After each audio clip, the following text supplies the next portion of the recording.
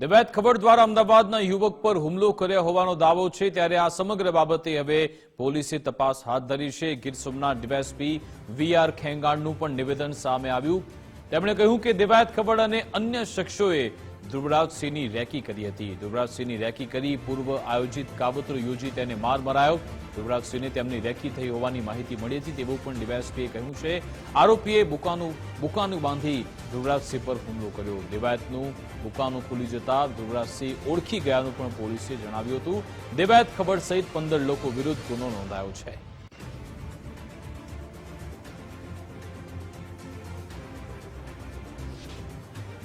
Fortuner ગાડી છે એનો ચાલક ગાડીમાંથી ઉતરેલો અને એણે બુકાની બાંધેલી હતી। એ બુકાની ઉતરી ગઈ તે વખતે ધ્રુવરાજસિંહ એ વ્યક્તિને ઓળખી ગયા કે આ વ્યક્તિ દેવાયત ખાવડ છે અને એની સાથે બંને ગાડીમાંથી આશરે 12 થી 15 જણા બુકાની બાંધેલા હતા। તમામ ઉતર્યા અને બધા લોખંડના પાઇપ વડે આ ધ્રુવરાજસિંહને શરીરે આડેધડ માર માર્યો તેમજ તેની ગાડી હતી એને પણ એમણે તોડી નાખી, નુકસાન કર્યું।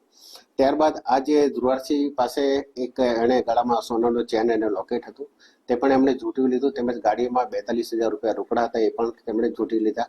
તેમજ આ જે બનાવ એની સાથે બન્યો એની ફરિયાદ ન કરે એના માટે એને ધમકી આપી અને રિવોલ્વર બતાવી અને જાનથી મારવાની ધમકી આપી। ત્યારબાદ આ તમામ આરોપીઓ પોતાની બંને ગાડીમાં ત્યાંથી જતા રહ્યા હતા।